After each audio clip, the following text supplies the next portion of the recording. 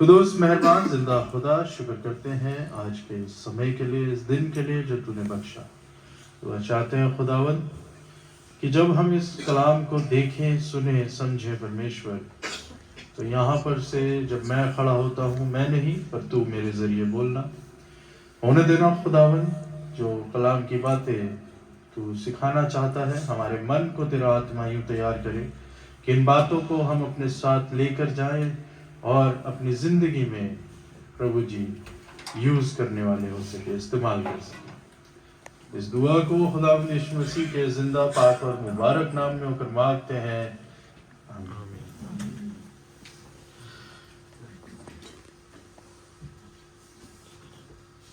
आज आप सब ने एक गीत गाया, गीत नंबर 424। गीत नंबर क्या गीत के शब्द है? यदि आपके पास गीत की किताब है तो मैं रिक्वेस्ट करना चाहूँगा, जितने भी लोग यहाँ पर हैं, आप लोग कोशिश करें कि अपनी बाइबल आप देखें, क्योंकि यदि आप बाइबल में देख के सुनते जाएंगे तो उस चीज़ को आप ज़्यादा बेहतर तरीके से याद कर पाएंगे, याद रख पाएंगे, और जो बातें मैं बताऊंगा वो आपको बेहतर तरीके से समझ आएगी। अगर यदि आपके फ़ोन में बाइबल है तो अपने फ़ोन में खोल लें, यदि आपके पास बाइबल है तो और भी अच्छा है।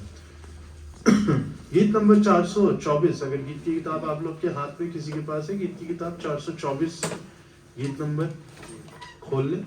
क्या कहती है गीत की लाइनें?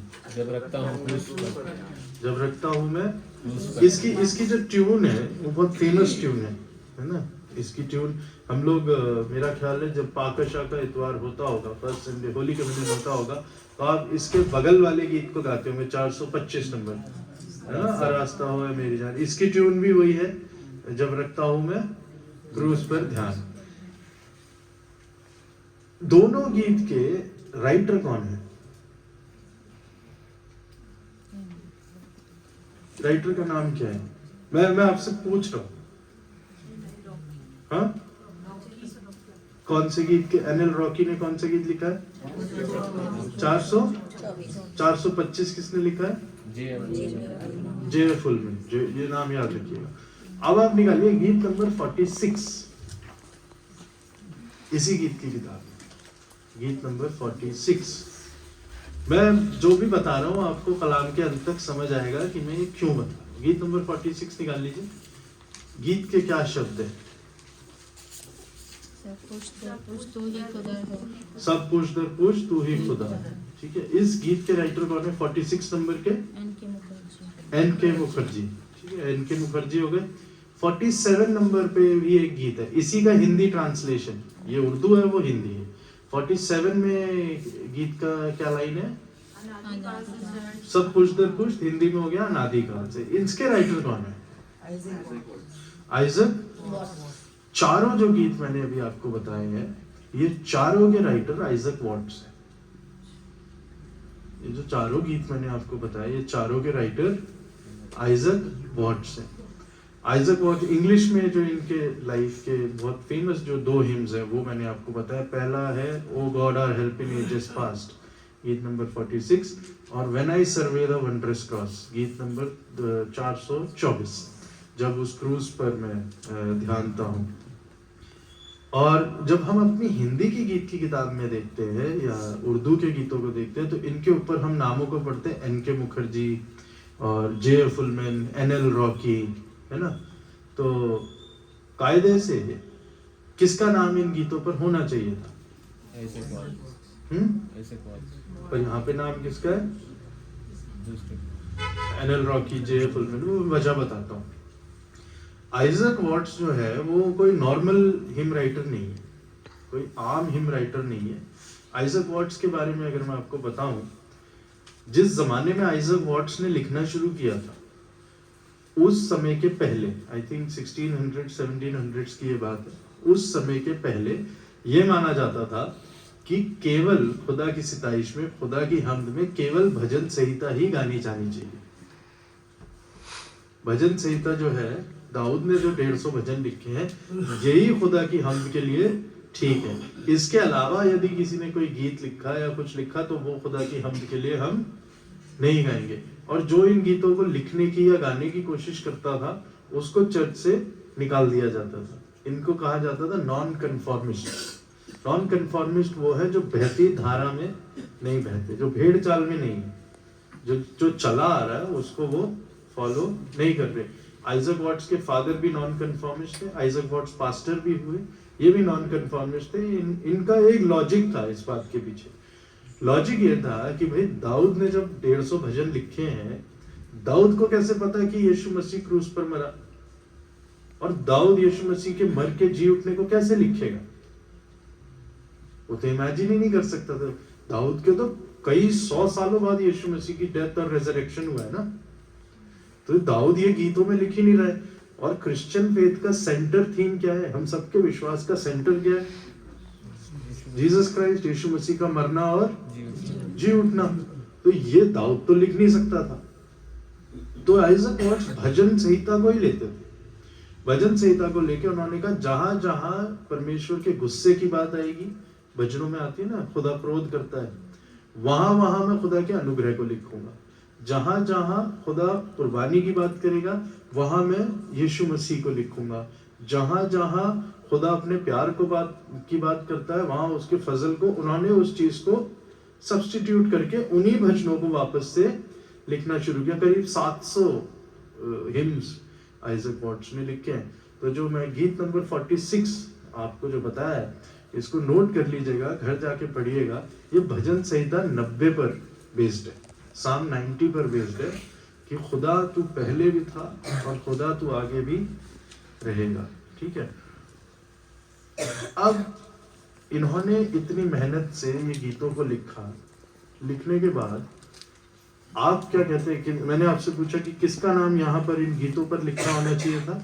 Isaac Watts. अब मैं आता हूँ एनएल मुखर्जी के ऊपर, जे.एफ. उल्मन के ऊपर, एनएल रॉकी के ऊपर। और ये मैं क्यों बता रहा हूँ, ये आपको क्लियर होगा। आपने सबने गीत सुना होगा, होवे की बरकत की बारिश। सुना है सबने? जिनकी शादियां हुई हैं उन्होंने सुना ही होगा, जो शादियों में जाते हैं उन्होंने भी सुना ही होगा, होवे की बरकत की बारिश। इसका इंग्लिश पता है आप लोगों को? There shall be. अब there shall be showers of blessing का हिंदी करना, अगर मैं हिंदी ट्रांसलेशन आप लोगों से पूछूं कि there shall be showers of blessing, इसको हिंदी में करिए, कैसे बोलेंगे? आपकी मुंह से निकलेगा होवे की बरकत की बारिश, क्योंकि ये ट्रांसलेट हो चुका है। पर मैं कह रहा हूं आप अपने हिसाब से इसको ट्रांसलेट कर दीजिए, there shall be showers of blessing. आशीष के छींटे पड़ेंगे, आशीष के, पर ये कैसी सी लाइन है ना, आशीष के छींटे पड़ेंगे। होवे की बरकत की बारिश एक थोड़ा क्लास है, क्वालिटी है उसमें। ठीक है। और फिर वादा पुर प्यार है सही, है ना। और जब आप उसका उसी गीत का 260 ये जब गीत की किताब में देखेंगे, जो उर्दू वाले हैं वो क्लोजेस्ट नहीं है, जो हिंदी में ट्रांसलेटेड है वो क्लोजेस्ट है। ठीक है। जब आप इसके ट्रांसलेशन को देखेंगे, एक ट्रांसलेटर के पास इतनी बड़ी जिम्मेवारी है, उस पर इंग्लिश का गाना है, अब उसे हिंदी में करना है, उर्दू में करना है, उसे उतने ही शब्दों में उसे सेट करना पड़ेगा कि वो ट्यून में बैठे, है ना।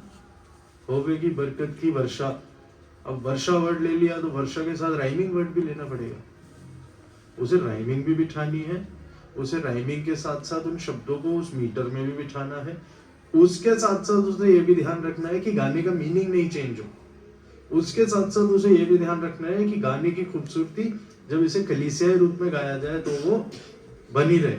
अब एक ट्रांसलेटर के लिए ये करना कितना मुश्किल है।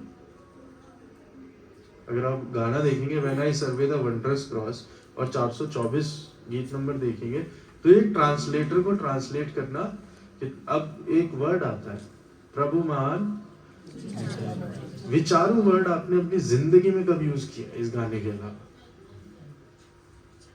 कोई भी बताओ मुझे, पूरी लाइफ में आपने कभी एक सेंटेंस में भी विचारू वर्ड बोला हो?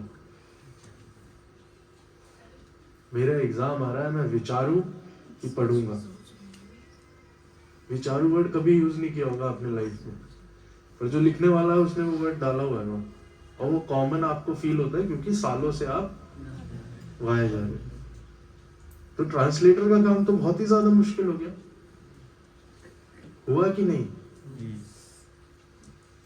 तो किसका नाम आना चाहिए अब इन गीतों पे, जो ये गीत आपने पढ़े? बताओ। ट्रांसलेटर का बिल्कुल कहते हैं, ट्रांसलेटर का आना चाहिए। कितने लोग कहते हैं आइजक वॉट्स का आना चाहिए? अब हाथ उठा सकते हैं, सही गलत नहीं बोल रहा हूँ, आप क्या कहते हैं? कितने लोग कहते हैं आइजक वॉट्स का नाम आना चाहिए इन गीतों पे? कोई एक, जो गाना उन्होंने लिखा है उस पे उन्हीं का नाम आना चाहिए। ठीक है। कितने, दो लोग चलिए आइजक वॉट्स कहते हैं। कितने लोग कहते हैं ट्रांसलेटर का नाम आना चाहिए? दो लोग कहते हैं ट्रांसलेटर, बाकी शांत है। दोनों का आना चाहिए। यहाँ सब लोग सुन रहे हैं मुझे, ट्रांसलेटर है ना? मैं आपका ध्यान पकड़ने की कोशिश कर रहा हूँ। ट्रांसलेट करता है ना उसका। कुछ लोग कह रहे हैं ट्रांसलेटर का आना चाहिए, कुछ लोग कह रहे हैं राइटर का आना चाहिए। मैं कह रहा हूँ जी दोनों का आना चाहिए, दोनों का आना चाहिए। ठीक है। अब मुझे बताइए आइजक वॉट्स को क्या फर्क पड़ेगा कि उनका नाम आया कि नहीं आया? मेरा सवाल ध्यान से सुनिए। आइजक वॉट्स जिन्होंने इतनी मेहनत करी, उनको क्या फर्क पड़ेगा कि उनका नाम आया कि नहीं आया?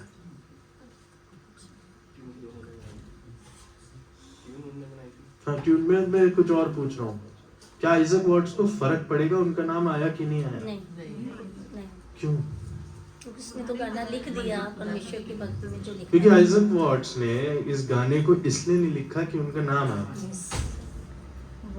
पर इसलिए लिखा कि यह खुदा की सिताइश में यूज किया जाए, और वो भी तब लिखा जब दुनिया इसके अगेंस्ट, और उनको एंग्लिकन चर्च से निकाल दिया गया इस वजह से।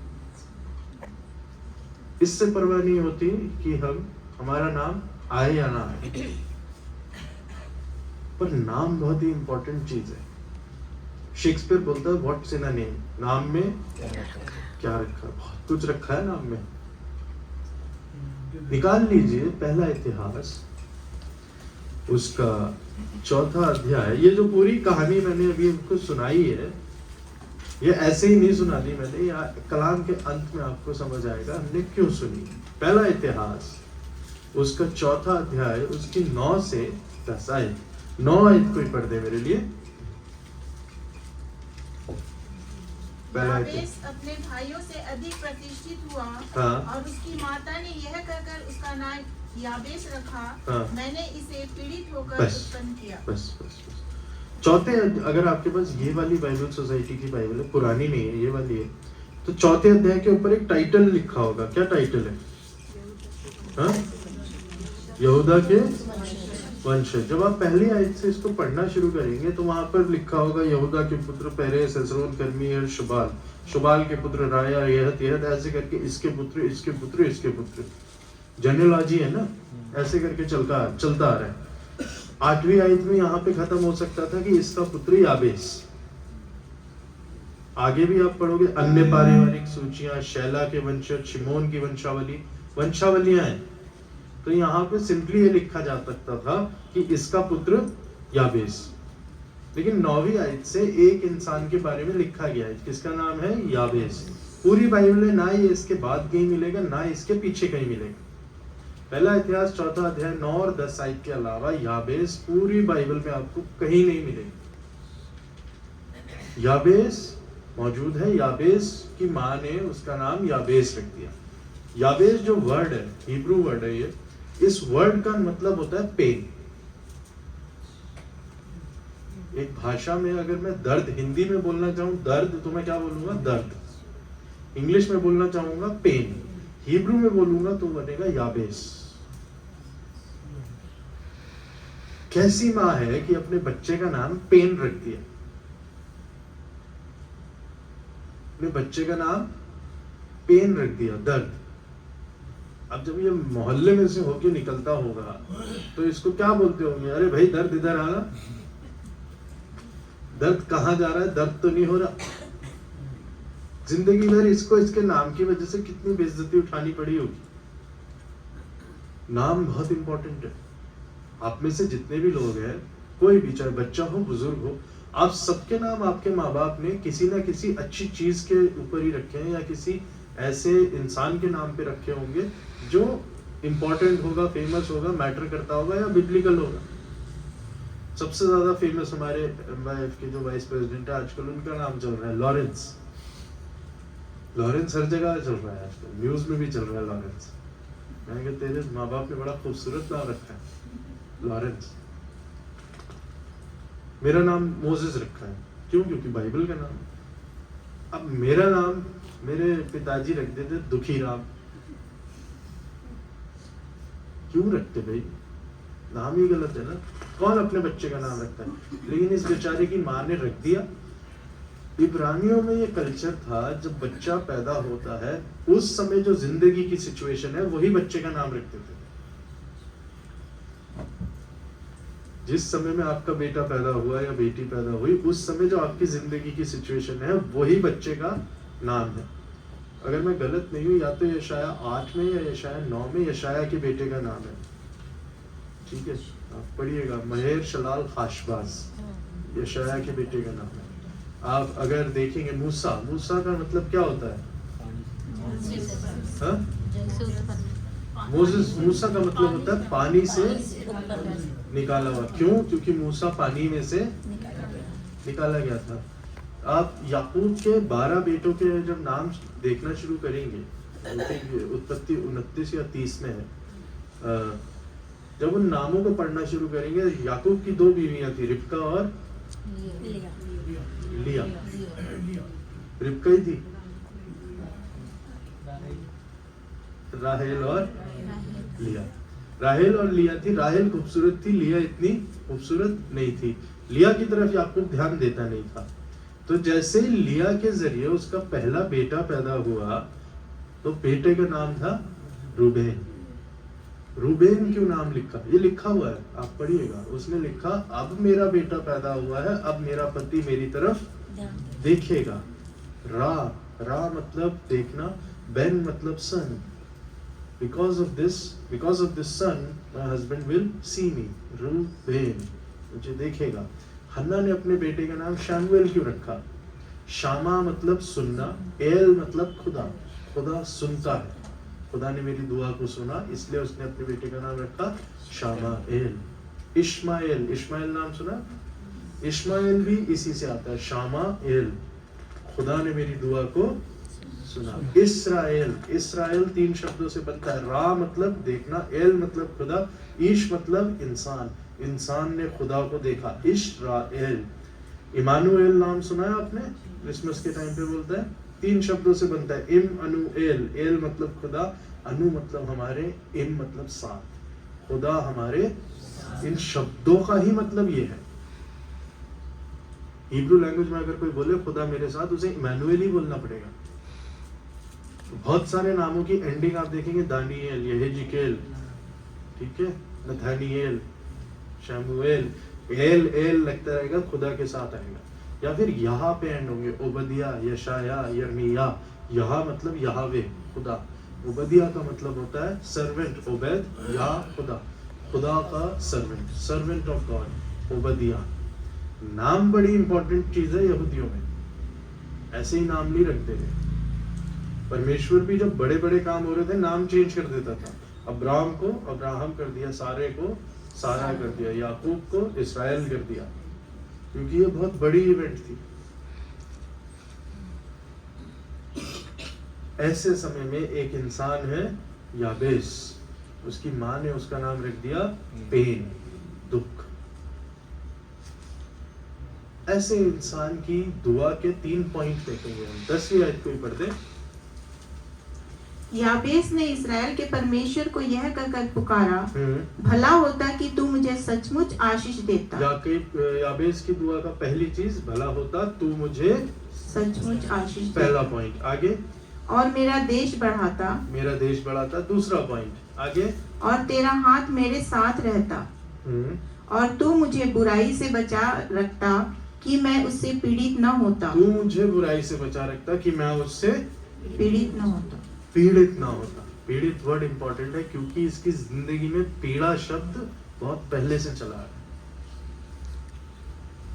इसकी दुआ 3 पॉइंट की दुआ है। याबेस पे अगर हम बात करना चाहें और बात हो सकती है। मैं जिस चीज की तरफ आपका ध्यान लाना चाहता हूँ, इसका नाम है पीड़ा और इसकी दुआ में आता है कि मैं पीड़ित ना होता। इसके आगे एक लाइन है, पढ़िए। और जो कुछ उसने मांगा वह परमेश्वर ने उसे दिया। और जो कुछ उसने मांगा परमेश्वर ने उसे, खुदा इसकी दुआ को, जो कुछ इसने मांगा खुदा ने उसको। दुनिया आपको कैसे ही नाम से जाने, दुनिया आपके नाम के बारे में कुछ भी बोलती रहे, इंपॉर्टेंट यह है कि खुदा आपके नाम को जानता है कि, इंपॉर्टेंट यह है कि खुदा आपके नाम को जानता है कि नहीं। केवल 2 आयतों के लिए मेंशन है ये पूरी बाइबल में, लेकिन दुनिया इसको जाने ना जाने, दुनिया इसके नाम को किसी भी रूप में ले, पर इंपॉर्टेंट ये है कि खुदा इसके नाम को जानता है और खुदा इस तौर से जानता है कि इसकी मांगी हुई हर दुआ को उसने कबूल कर लिया। नाम हमारे खुदा जानता है कि नहीं। अब ये आज भी याद किया जाता है, किस लिए कि इसकी जो दुआ थी वो दुख भरी जिंदगी में भी सुनी गई। अब हम आते हैं यूहन्ना की इंजील। मैं नाम के ऊपर आपको लेकर आ रहा हूं ना, एक आदमी का नाम कितना इंपॉर्टेंट है। अब आ जाइए यूहन्ना की इंजील, उसका 2रा अध्याय, उसकी 1 से 12 आयत। अब अपनी बाइबल में निकाल लिया आपने यूहन्ना की इंजील, यूहन्ना की इंजील उसका 2रा अध्याय, उसकी 1 से 12 आयत। टाइटल क्या है इसका? गलील के काना में पहला आश्चर्य कर। यूहन्ना की लिखाई भी बहुत अजीब तरीके से है। यूहन्ना जो लिखने का, यूहन्ना का जो तरीका है वो बहुत ही अलग तरीके का है। कैसे कि यूहन्ना जब लिखता है ना, यूहन्ना मिस्टीरियसली लिखता है। आप बाकी इंजीलों को पढ़ोगे कायदे से शुरू होंगी। लूका की इंजील खोलेंगे, पहला अध्याय उसकी पहली आयत अगर आप पढ़ेंगे तो वहां पे लिखेगा, हे थियोफिलस, मैं इसकी वजह से इस इंजील को लिख रहा हूँ। मरकुस की इंजील उसका पहला अध्याय पहली आयत खोलेंगे, वो भी कायदे से शुरू होगी कि प्रभु यीशु मसीह आया, बपतिस्मा हुआ, मरकुस शुरू हो जाता है। मत्ती की इंजील खोलेंगे, वो भी कायदे से शुरू हो रही है कि ये इसका बेटा, ये इसका बेटा, ये इसका बेटा है, वहां से यीशु मसीह आया। जैसे यूहन्ना की इंजील में आएंगे, यूहन्ना की इंजील उसका पहला अध्याय उसकी पहली आयत जब आप पढ़ेंगे, ऐसी कंफ्यूजिंग आयत है कि आदमी को 10 साल लग जाए समझने में। क्या आयत है यूहन्ना 1:1? आदि में वचन परमेश्वर के साथ था और वचन। अब ये अपने आप में इतनी कंफ्यूजिंग सी बात है। सीधे सीधे लिखो ना, कहना क्या चाहते हो। पर यूहन्ना ऐसा नहीं है, यूहन्ना मिस्टीरियसली लिखता है। इसलिए यूहन्ना का जब प्रकाशित वाक्य भी आप पढ़ेंगे वो भी मिस्टीरियस है।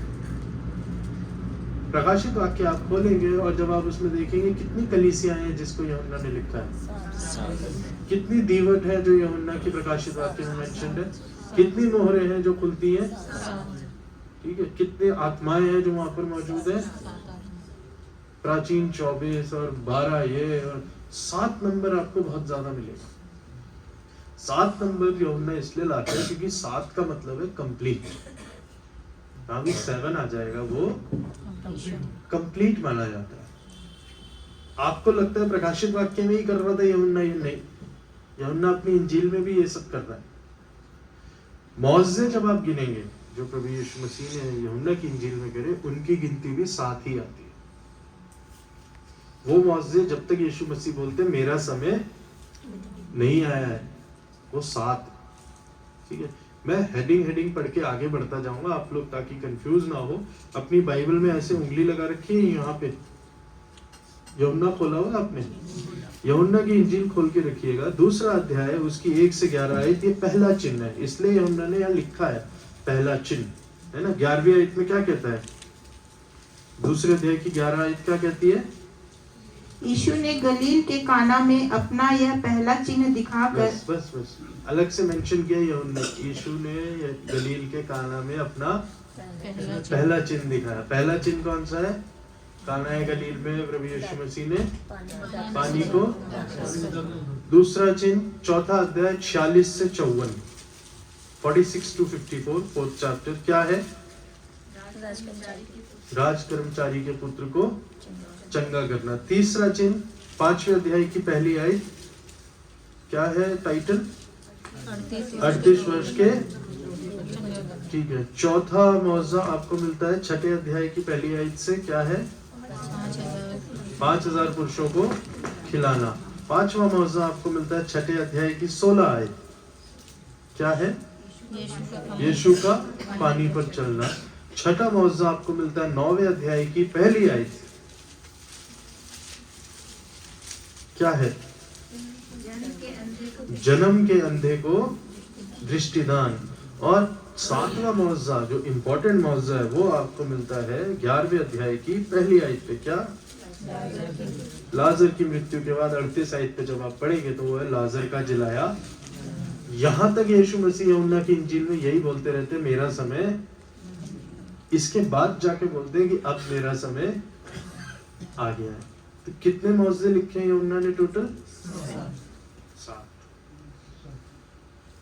आप सबने एक आयत सुनी होगी, मैं जीवन की, ऐसी आई एम सेइंग्स कहते हैं इन्हें, क्या कहते हैं? I am sayings. ये भी 7 है, निकाल लीजिए। 6ठा अध्याय उसकी 35 आयत क्या कहती है?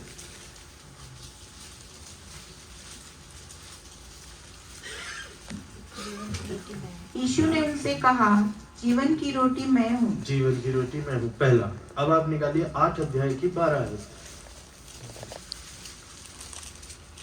यीशु ने फिर लोगों से कहा, जगत की ज्योति मैं हूँ। जगत की ज्योति मैं हूँ। निकालिए 10 अध्याय की 7 आयत। तब यीशु ने उनसे फिर कहा, मैं तुमसे सच सच कहता हूँ, भेड़ों का द्वार मैं हूँ। भेड़ों का द्वार मैं हूँ। निकालिए 10 अध्याय की ही 11 आयत। अच्छा चरवाहा मैं हूँ। अच्छा चरवाहा मैं हूँ। 11 अध्याय की 25 आयत। यीशु ने उससे कहा, पुनरुत्थान और जीवन मैं, पुनरुत्थान और जीवन मैं ही हूँ। हाँ। 14 अध्याय की 6 आयत। यीशु ने उससे कहा, मार्ग और सत्य और जीवन मैं ही हूँ। मार्ग, सत्य और जीवन मैं हूँ। 15 अध्याय की पहली आयत। सच्ची दाखलता मैं हूँ। सच्ची दाखलता। ये सब ऐसी बातें हैं जो आपने पहले सुनी हुई है। सातों की सातों आयतें आपने सुनी हुई है, फेमस है ना, लेकिन ये केवल 7 है, ये आपने नहीं सुना। यूहन्ना ने आया खुदा क्या है वो भी केवल 7 आयतों ने दिया, 7 दफा दिया। ये 7 का और यूहन्ना का बड़ा रिश्ता है। तो यूहन्ना के लिखने का तरीका बहुत अलग है। यूहन्ना के लिखने का तरीका यहाँ तक अलग है कि यूहन्ना ने पूरी इंजील में अपना नाम ही नहीं लिखा है। यूहन्ना की इंजील में आपको सब कुछ मिलेगा, यूहन्ना का नाम नहीं मिलेगा। निकाल लीजिए 13 अध्याय उसकी 23 आयत।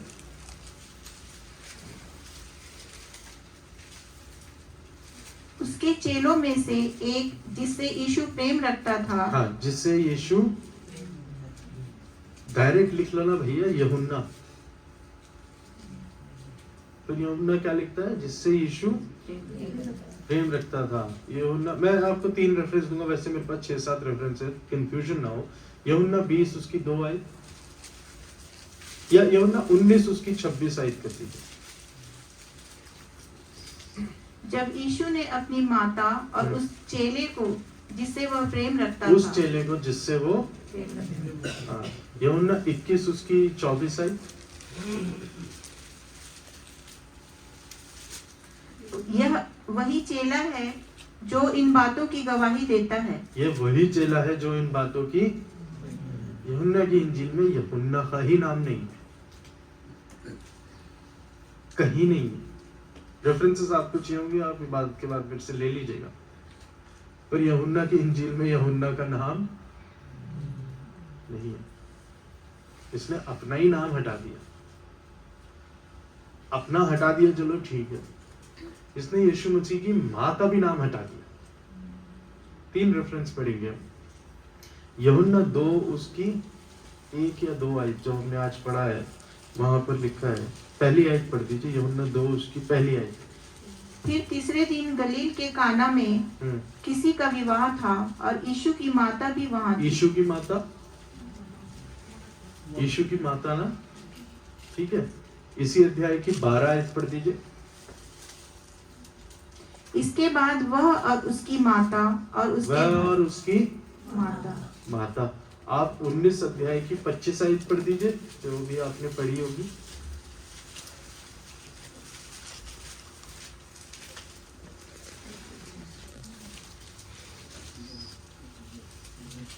अच्छा। 19 की 25। अतः सैनिकों ने ऐसा ही किया। यीशु के क्रूस के पास उसकी माता, हाँ, यीशु के क्रूस के पास उसकी, अगर आप फर्ज कीजिए मत्ती, मरकुस, लूका की इंजील होती ही नहीं, आपको मरियम नाम ही नहीं मिलता। मैथ्यू, मार्क, लूक की अगर इंजील नहीं जोड़ते जी, तो आपको मरियम का नाम ही पता नहीं होता। यूहन्ना ने यीशु मसीह की मां का नाम ही हटा दिया। कहीं पर भी यीशु मसीह की मां का नाम नहीं है। हमें कभी पता ही नहीं लगता कि यीशु मसीह की मां का नाम क्या है। मत्ती और लूका ने तो फिर भी थोड़ा बहुत लिखा कि यीशु जब पैदा हुआ तो वो कुंवारी थी और उसकी मंगनी होने वाली थी और स्वर्गदूत है। बहुत है मरियम के बारे में, आपको मरकुस में भी मिल जाएगा। लेकिन यूहन्ना में यीशु की मां का नाम, मरियम का नाम आपको मिलेगा ही नहीं, नाम ही मेंशन नहीं है। केवल खुदा से इनका रिश्ता मेंशन है, केवल खुदा से इनका रिश्ता मेंशन है। यानी कि यीशु की माता ना तो वो इससे ज्यादा है, ना वो इससे कम है। वो क्या है? केवल और केवल यीशु मसीह की माता। आप इससे ज्यादा कुछ और उसको ना समझें। हम इस चीज से पहचाने जाएं कि खुदा से हमारा रिश्ता क्या है, बजाय इससे कि हमारा नाम क्या है। अभी तक जो मैं आपको इतना घुमाता हुआ ला रहा हूं, आप लोग का ध्यान तो नहीं भटका है?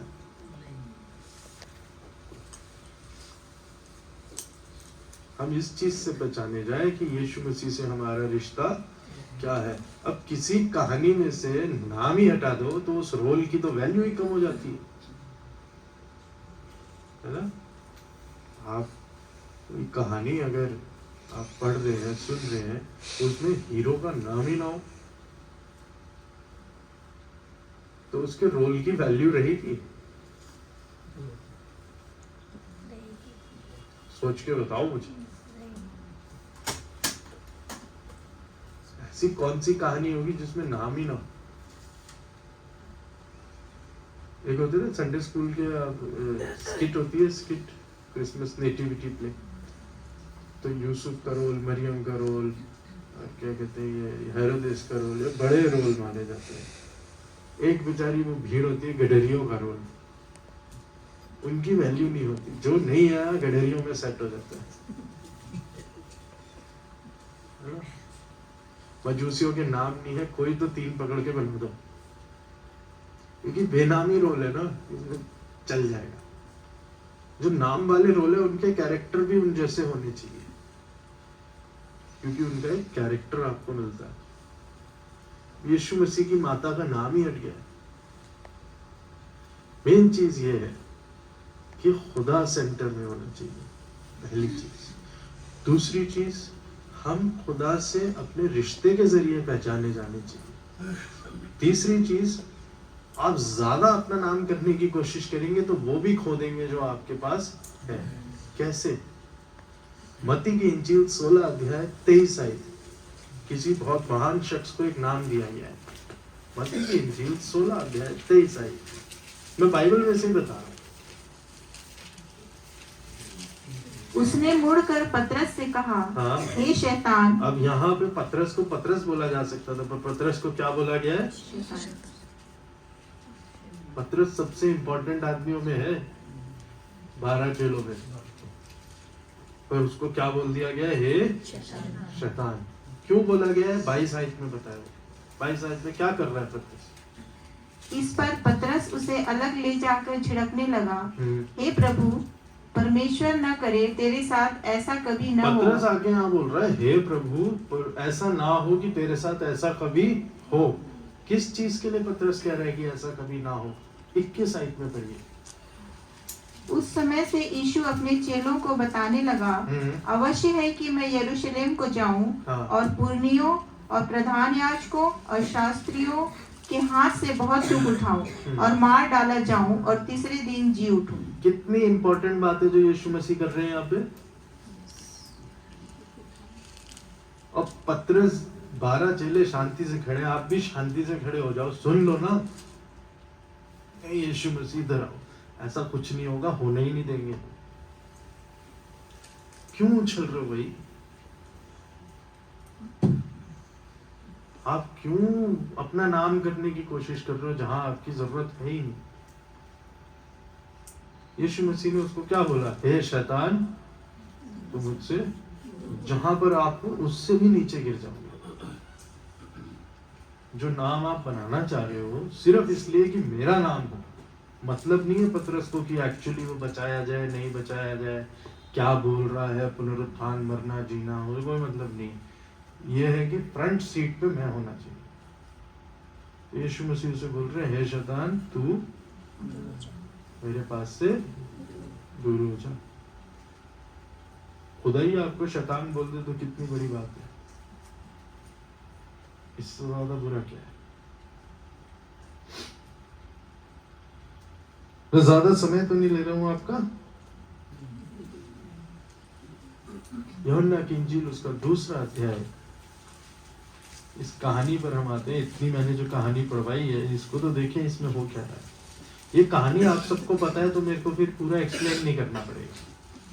कहानी सबको पता है, किसी को नहीं पता है तो बता दीजिए, मैं बता दूंगा। पता है आप सबको ये कि एक शादी में ये लोग जाते हैं, उस शादी में दाखरस खत्म हो जाता है। यीशु की मम्मी टेंशन में आ जाती है। टेंशन में आती है कि नहीं? 3 आयत में लिखा है, जब दाखरस घट गया तो यीशु की माता ने उससे कहा, उनके पास दाखरस टेंशन हो गई, भैया दाखरस खत्म हो गया। अब जब खत्म हो गया है, खत्म होने के बाद आगे क्या होता है? यीशु मसीह एक लाइन बोलते हैं वहां पर 4 आयत में। क्या बोलते हैं? हे महिला, मुझे तुझसे। यहाँ पर भी मौका था, शायद नाम आ जाता। यहाँ पर भी यूहन्ना ने हटा दिया, हे महिला, मुझे तुझसे क्या होगा। एक्चुअली सही भी बोल रहे हैं यीशु मसीह। आप इमेजिन करो, दुनिया को बनाने वाला, दुनिया के गुनाहों का बोझ उठाने वाला, क्रूस की मौत को सहने वाला खुदा का बेटा, जो आसमान और जमीन को यूं बोले, हटो तो हट जाए, रहो तो रह जाए। एक शादी में दाखरस खत्म हुई है, उसकी रिक्वेस्ट आई है। किस लेवल का खुदा है और क्या रिक्वेस्ट है? यीशु मसीह इसके लिए आया ही नहीं था, ये सिलेबस में ही नहीं था। भाई यीशु मसीह के लेवल की बात थोड़ी है कि खाने के अरेंजमेंट को करें। आप कलीसिया में भी अगर आप कोई काम करते हैं, कोई खाना वाना करते हैं, कौन सी कलीसिया में कि पादरी ही बना रहा है सुबह उठ के खाना? मैंने नहीं देखा। पास्टर अपनी डिग्निटी के हिसाब से ऑल्टर पे रहेंगे। कलीसिया के मेंबर्स में काम बांटे जाते हैं कि भाई जब सर्विस चल रही होगी आप अरेंजमेंट्स को। यीशु मसीह इसके लिए आए नहीं, यीशु मसीह की डिग्निटी से बहुत नीचे। तो सही भी कह रहे हैं कि मेरा समय, ये मेरा काम ही नहीं है। और क्या क्या बात हुई होंगी पता भी नहीं, पर यहाँ एक ही लाइन यूहन्ना ने लिख दी है। उसकी माता ने सेवकों से कहा, जो कुछ वो तुमसे कहे वही करना। अब जब कह दिया है तो ठीक है। यीशु मसीह ने मटकों में कहा पानी भर दो, पानी भर दिया। आपको पता है मौजा हो गया। 9वीं आयत में एक इंसान आता है, क्या है? पढ़ दीजिए। जब भोज के प्रधान ने वह पानी चखा, जब भोज के प्रधान ने वो पानी इंग्लिश बाइबल में जब आप पढ़ेंगे वहाँ लिखा है स्टूवर्ड। अगर आप होटल इंडस्ट्री में कोई है तो उसे पता होगा स्टूवर्ड का क्या मतलब होता है। स्टूवर्ड का मतलब होता है सारे वेटरों का हेड वेटर लगा लीजिए। वो आया और उसने चखा। अब उसने जब चखा तो चखने के बाद उसने क्या बोला, जो दाखरस बन गया था और नहीं जानता था कि वह कहाँ से आया। अब इस पे ध्यान दीजिएगा, ये नहीं जानता कि कहाँ से आया है। ठीक है, तो भोज के प्रधान ने किसको बुलाया फिर? आगे तो पढ़िए। भोज के प्रधान ने दूल्हे को बुलाकर उससे कहा। भोज के प्रधान ने किसको बुलाया? दूल्हे को। दूल्हे को बुलाया। टेंशन किसे हुई थी? यीशु की मदद। यीशु की मुआवजा किसने किया? अरेंजमेंट किसने किया? यीशु मसीह। बुलाया किसे गया? थैंक यू किसे कहा गया होगा? फिर से पूछ रहा हूँ, टेंशन किसे हुई? मरियम को। काम किसने किया? यीशु मसीह। थैंक यू किसे मिला? मिलना किसे चाहिए था? 11वीं आयत, यीशु ने गलील के काना में अपना पहला चिन्ह दिखाकर अपनी महिमा प्रकट की और इसको उसके चेलों ने उस पर विश्वास किया।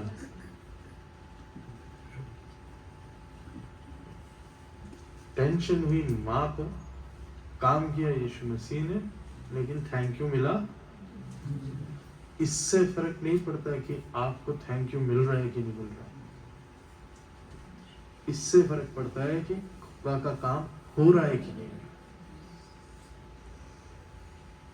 खुद यीशु मसीह जिसकी शुक्रगुजारी हम हर रोज करते हैं, जिसने सब कुछ किया, उसकी माँ जिसको टेंशन हुई, जिसने पहले ये देखा कि भैया कम हो रहा है, इसको अरेंज किया जाए, उनको किसी ने पूछा ही नहीं, किसी ने भी थैंक यू किसे कहा गया? दूल्हे को। 3 चीज जो मैं इस पूरे कलाम से आप तक लाया हूं। पहली चीज, क्या हम अपने नाम के लिए खुदा के कामों को करते हैं? पहली चीज, क्या हम खुदा के कामों को अपने नाम के लिए करते हैं? तो यहाँ पर खुदा खुद भी काम कर रहा है तो भी उसका नाम वो नहीं होने दे रहा। दूसरी चीज, हमारा काम बोलना चाहिए, ना कि हमारा नाम। कोई मुझे अगर पूछे या याद करे तो इस बात से याद करे कि मैं कैसा था, इस बात से याद ना करे कि मैं कौन था।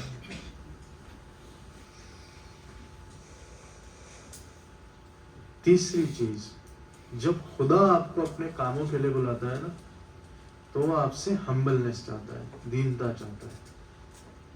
दीनता उसी में होगी जो बिना नाम की सोचे कार्य करेगा, और जो अपने नाम के लिए सोचेगा उसमें दीनता इस चीज में भी है कि आप ये ना देखें कि कौन सा काम। जरूरी नहीं है कि हेरोदेस और यूसुफ और मरियम का ही रोल मिले, गडरियों का भी रोल मिल रहा है तो करो। जरूरी नहीं है कि पास्टरेट कमेटी में आप सेक्रेटरी और ट्रेजरर ही रहे।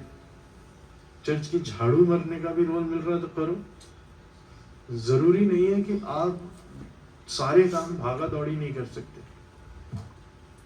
आप कुछ डोनेट कर सकते हैं, वो करो। आप डोनेट नहीं कर सकते, आप अपने टाइम को दे सकते हैं, वो दो। आप टाइम को नहीं दे सकते, अच्छी सलाह दे सकते हैं, वो दो। जरूरी ये है कि आप उस काम में जो हो रहा है पॉजिटिवली क्या कंट्रीब्यूट कर रहे हैं, बिना इस बात को सोचे कि मेरा नाम हो रहा है कि नहीं। जरूरी ये हम काम इसलिए ना करें कि हमारा नाम। सेंट मैरी चर्च में पादरी साहब भी रहे हैं। मेरा mother church saint Mary Methodist church Lodhi road है। बहुत सी फैमिलीज आपको सेंट मैरी मेथोडिस्ट चर्च में मिल जाएंगी। मेरे ख्याल अगर आप लोग जानते हैं, मिस्टर अयूब ब्राउन को जानते होंगे अगर कुछ लोग, तो लक्ष्मी नगर चर्च जिन्होंने शायद शुरू फाउंडिंग मेंबर्स में से रहे होंगे, वो सेंट मैरी मेथोडिस्ट चर्च के पास्टरेट कमेटी के मेंबर थे। ठीक है, सेकेंडरी मेथोडिस्ट चर्च में ऐसे फैमिलीज हैं जिनको मैं जानता हूँ, क्योंकि मेरा मदर चर्च है तो मैं उसकी बात कर सकता हूँ, जो इस बात पे बड़ा प्राइड होता है, हमारे जो दादा थे उन्होंने यहाँ की ये वाली ईंट लगाई और इसके ऊपर मेरे पिताजी ने सीमेंट डाला है। तुमने क्या किया? मेरे फूफा थे जो साइकिलें लगी रहती थी, उन साइकिलों को वही संभालते थे। उन्होंने वो आए, अपनी सेवा को दिया, उन साइकिलों को संभाला। जब साइकिलों में लोग आते थे, आपने क्या किया? जो कर गए वो कर गए, उनका नाम पकड़ के आप कब तक गिनते रहोगे और गिनाते रहोगे? उन्होंने अपनी जिंदगी में अपनी सेवकाई को दिया। अच्छी बात थी, खुदा ने उनको यूज किया, खुदा उनको उनकी बरकत देगा, उनके जरिए आपको भी देगा। लेकिन आपकी जिंदगी में आपकी भी रिस्पॉन्सिबिलिटी है ना, कि आप खुदा के कामों में, कलीसिया के कामों में, चर्च के कामों में जुड़े, क्योंकि अब आपने क्या किया। इस चीज के लिए काम ना किया जाए कि मेरा नाम हो रहा है कि नहीं। मेरा पहला अपॉइंटमेंट रेवरेंड एरिक ब्राउन के अंडर में था, इसलिए मुझे मिस्टर अयूब ब्राउन के बारे में पता है। उनके फादर थे तो मुझे इस बारे में पता था। लेकिन फर्क इस चीज से पड़ता है कि ये कलीसिया यहाँ पे एस्टैब्लिश हुई और चली। फर्क इस चीज से पड़ता है कि उस कलीसिया के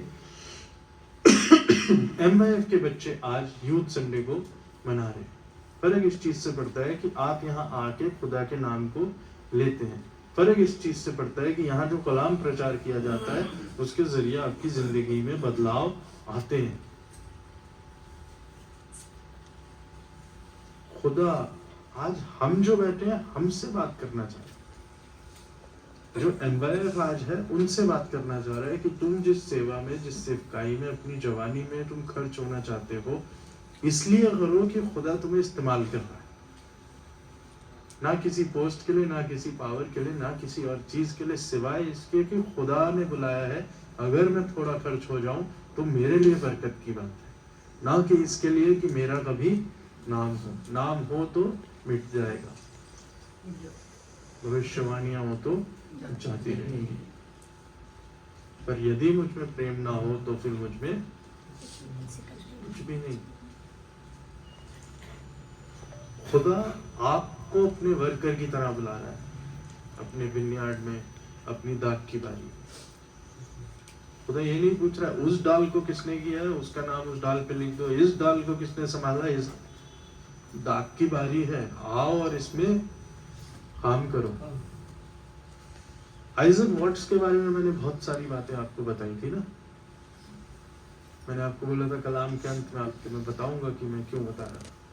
आइजक वॉट्स जो कि गीत लिखने वाले थे, उनको इसी वजह से रिजेक्ट किया गया, निकाला गया कि वो नॉन कन्फॉर्मिस्ट है, वो इस सोच के हैं जो कि उस समय नहीं चलता था। आइजक वॉट्स ने कई गीत लिखे और प्रॉब्लम ये हुई कि जब वो पढ़ने के लिए ऑक्सफोर्ड या कैम्ब्रिज जाना चाहते थे, ऑक्सफोर्ड और कैम्ब्रिज में एक रूल था, अगर कोई एंग्लिकन चर्च का मेंबर नहीं है तो उसे ऑक्सफोर्ड या कैम्ब्रिज में एडमिशन नहीं मिलेगा। ऑक्सफोर्ड यूनिवर्सिटी या कैम्ब्रिज यूनिवर्सिटी में एडमिशन के लिए आपको एंग्लिकन चर्च का मेंबर होना पड़ेगा। अब क्योंकि ये नॉन कन्फॉर्मिस्ट थे, एंग्लिकन चर्च से निकले हुए थे, इन्हें एडमिशन नहीं दिया गया। एक छोटी यूनिवर्सिटी में जाके लंदन में इन्होंने अपनी पढ़ाई करी, पादरी बन गए। इन्होंने एक किताब लिखी, लॉजिक, LOGIC। जितने भी लोग कॉम्पिटिटिव एग्जाम अगर आप दिए होंगे या देने जा रहे होंगे, उसमें लॉजिकल रीजनिंग और कॉम्प्रिहेंसिव स्किल आती है। ये पूरा एक सब्जेक्ट है, चाहे आप UPSC दे दो या कोई भी कॉम्पिटिटिव पेपर दो, उसमें लॉजिकल रीजनिंग आएगी।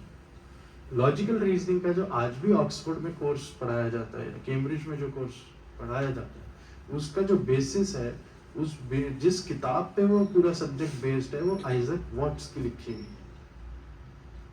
आइजक वॉट्स हिम राइटर के अलावा लॉजिक की भी किताब को उन्होंने लिखा था और उसके बेसिस पे वो कोर्स बनाया गया है। आज भी लॉजिक के ऊपर जितने सिलेबस बनाए जाते हैं वो आइजक वॉट्स की किताब को यूज करके बनाए जाते हैं। जॉय टू द वर्ल्ड आप सबने गाना सुना है?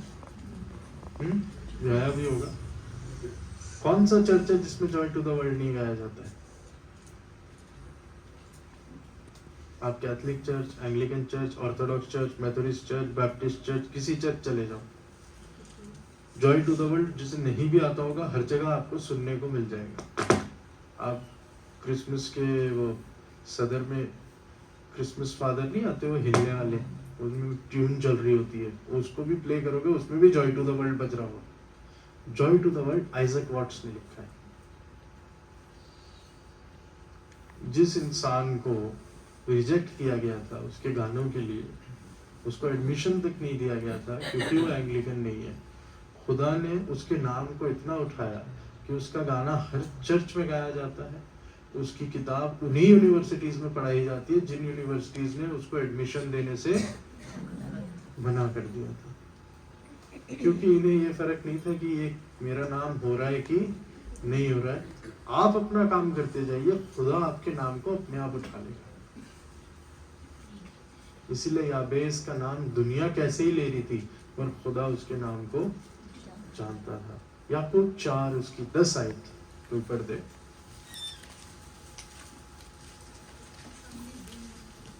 प्रभु के सामने दीन बनो तो वह तुम्हें शिरोमणि बनाएगा। यदि तुम खुदा के आगे दीन बनोगे तो खुदा तुम्हें,